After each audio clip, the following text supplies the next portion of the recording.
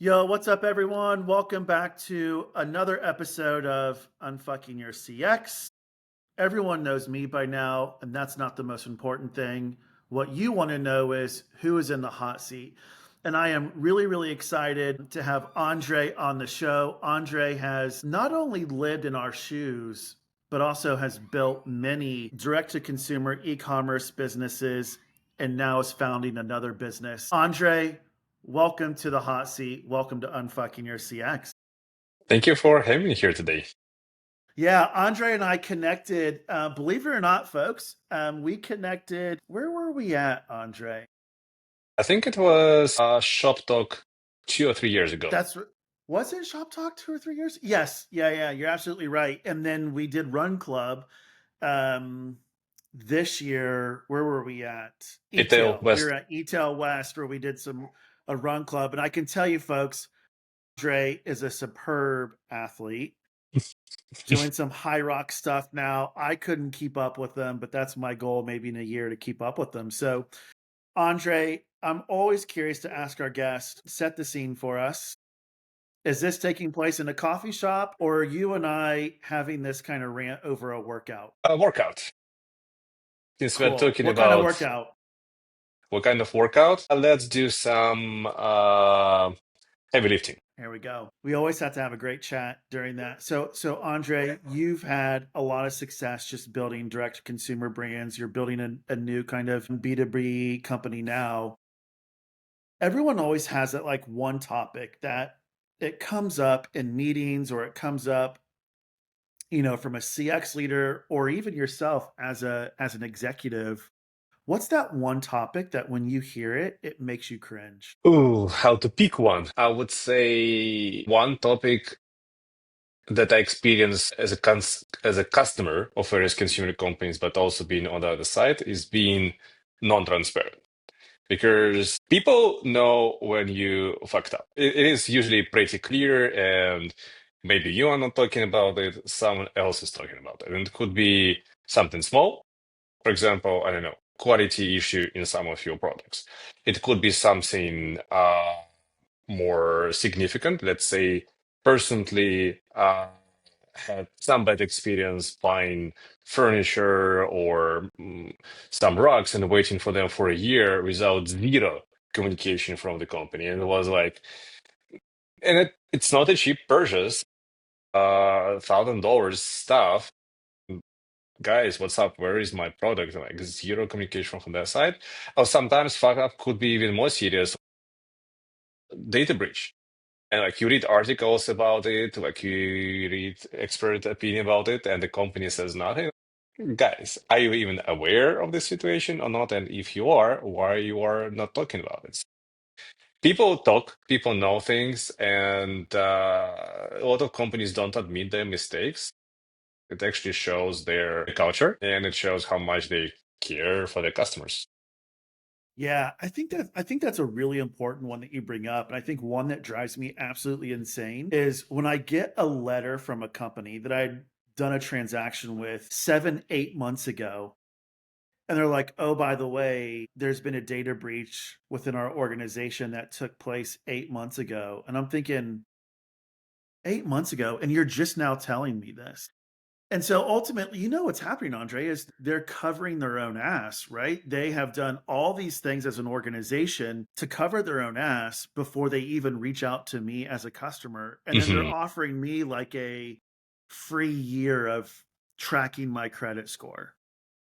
Well, what about those 8 months that I went exposed that you didn't do anything about? I can actually comment on this because I lived through the data breach and I learned about like it happened. We learned about it 2 months later from some security from some hacker portals. We communicated to our customers the same day as we learned about this. Yes, we had to involve legal, but we communicated the same day and we had measured the same day. Obviously, people were not happy about it. No one does. But we were not hiding saying, hey guys, like we have no idea what's going on. Like we said, okay guys, you want to delete us data? You can delete the data. We ensure that nothing happened with your payment data, nothing happened with your PII data. But it happened. We had made the error. We'll be doing like this is a list of things that we are all gonna do, and we comply with all the states. We comply with all the regulation that we had to do. Like it was a very unpleasant experience, but we admitted that we failed, and we'll do better.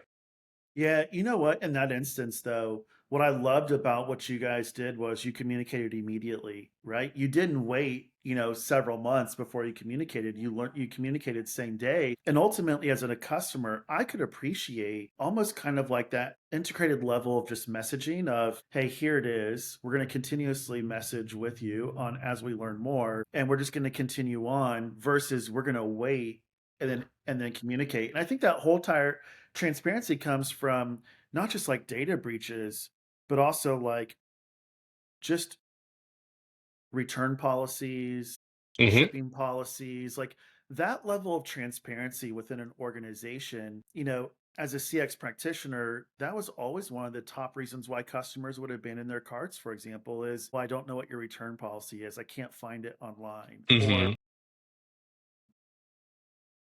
just anything. And so when you think about kind of this level of transparency, before we get to the three-player tips, why are organizations like it feels like they're hiding it versus kind of being proactive or really making it easy for customers to find it? Why do you think brands hide it essentially? It could be not necessarily intentional to hide it.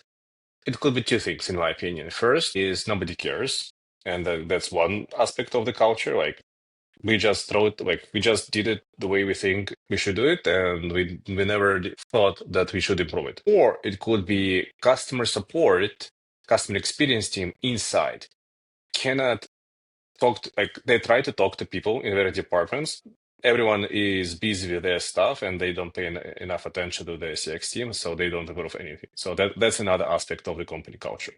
Very interesting. I think on that last point, it's probably correct, right? Or they actually see maybe customer feedback friction where it's like we can't find the return policy, but yet they also can't articulate the value or the level of importance. Like it might just be Hmm. kind of that, hey, people are talking about the returns policy, but as you're running an e-commerce business, you're always looking at what's the most important thing that we should be working on, and that's what we're prioritizing for the upcoming sprints. And if we can't assign a value, right, to the level of transparency and to the return policy, well, then we can't really prioritize that off of maybe four or five customers being frustrated versus the thousands of customers that we're serving every single day. So I'm curious if you think about kind of that prioritization piece, and maybe this is part of the tips, but how can CX practitioners be more effective when it comes to prioritization?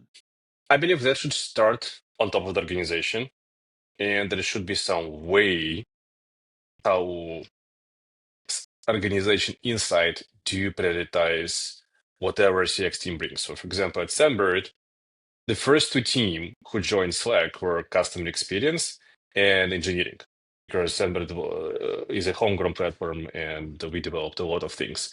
And the reason why we two connected, because if there is an issue, it should be communicated to the team as soon as possible so the team can fix it, because like we are not on Shopify or Magento or whatever. And through all the years, there was always a direct way from customer experience team to talk to engineering team and say, hey guys, we are seeing something working incorrectly. Obviously, over the years, but it is the way how things were prioritized changed because when you have a million subscribers, it's really hard to chase every single customer problem, but at least you need to have some rules that say, hey guys, we are seeing that this issue is rising up and we need to pay more attention to it now, and you need some SLA. And so it was first mindset in leadership team that said, hey guys, always want to hear the customer voice and the customer feedback. Then there was a setup in terms of processes, so we always have enough time and enough priority to take care of the customer issues.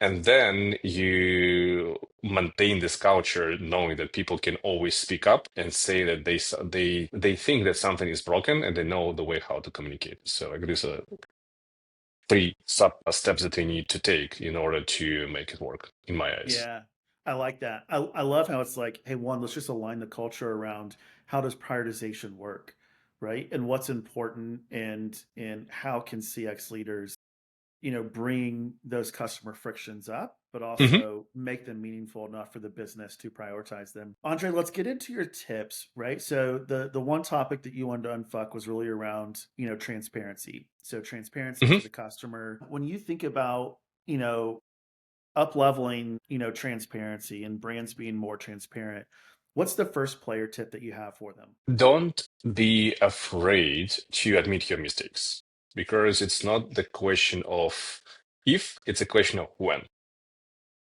As you grow as an organization, if you even if you not grow, you just keep existing. At some point, a mistake will happen. It's just statistics. It's a part of human nature, and it could be a very big mistake. It could be a small mistake. Don't be afraid to admit it.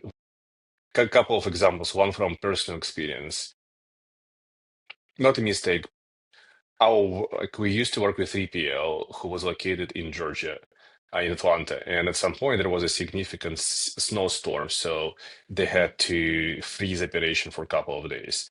And we sent an email to the customer saying, "Hey guys, unfortunately the fulfillment won't happen in the next several days because there is a snowstorm in our warehouse." And people actually sent back a very nice email saying, "Hey, we appreciated you. A, you communicate to us, but B, that you work closely with your warehouse and you don't force people to get into the code and into the code warehouse." So that was one. Second example from, I believe it was some intern posted some test message on HBO Twitter account, and then they made fun out of it, and everyone enjoyed because like this stuff happens. Don't be afraid to admit it. People like will appreciate it. Like yes, someone is always unhappy, but majority of people will say, okay, like these guys admit that they made a mistake, then now we'll take care of this in the future. So that's one. First, admit your mistakes. B, make sure that you have a culture in your organization that allows people to speak up and communicate issues. Like these issues are being taken seriously. Because if you don't have that, then step number one about admitting mistake won't be even possible. Like, for example, what we did at Semper had a channel in Slack called Bugs, where people can comment on anything they think is working not properly. It could be a typo, it could be a bad image, it could be some flaw, it could be some website issues, whatever they think is wrong. And then yes, it could be maybe they don't know something is supposed to work this way, but then there was someone who will go there and comment on this, and either steps will be taken to fix it, or they will explain, okay, guys, this is how it's supposed to be. So this is very simple. You don't need to have a dedicated system for them. Just make sure that people know how to do this. And the third one, you need to have a separate swim lane for these bugs to happen. But in terms of transparency, sometimes you need to revisit things that you did before. I would say what could be here. For example, one of the most hot topic in subscription business, the cancellation flow. A lot of until FTC will enforce the new rule about cancel button being everywhere transparent, there are a lot of pros and cons on how you hide it, not hide it. And like in many companies, that was always a hot topic. Like, how should we handle this thing? So at least inside the organization, if you decide to hide this button and you will have a policy that says, hey guys, we know that in order to cancel from our subscription, you need to contact our support. At least inside the organization, make it transparent why you did this decision because, okay, LTV is better. Just then explain it to your CX people, to your engineering people, to everyone else in the organization, because there is such thing as disagree and commit. If people inside the organization know why you're making this decision, maybe they won't be happy about it, but at least they will understand about it. So transparency should exist first in the organization, and then it will happen to your customers too. So these three things. Admit errors, make sure people know how to communicate problems, and be transparent inside your own or I love that. I especially love the tip around transparency first starts within your organization and then it evolves, out to your customer base. Because and I love how, the example that you gave, if you also don't have that culture where you can flag or be transparent about a specific mistake, well, it will show up to the customer, right? It's going to cause a customer friction. And so sometimes there's cultures where it's that fear of messing up, right? If I mess up, Mhm. ultimately I could potentially lose my job because there's not cultures created of safety, like psychological safety. And so I love those tips, Andre, really around transparency starts internally within the organization. and then Mhm. it's reflected outward. So those are amazing. Andre, if our listeners want to get in touch with you regarding anything about your time building D2C brands or what you're up to now building this new data company, where can they find you? How can they connect with you? Just find me on LinkedIn and shoot me a message. Always happy to connect to new people and chat about subscriptions, data, e-commerce, all that cool stuff. Yeah, find them on LinkedIn or at a High Rocks gym near you. So, with that, Andre, thanks for stopping by the hot seat. Don't be a stranger. Come back and we'll chat soon. Cheers.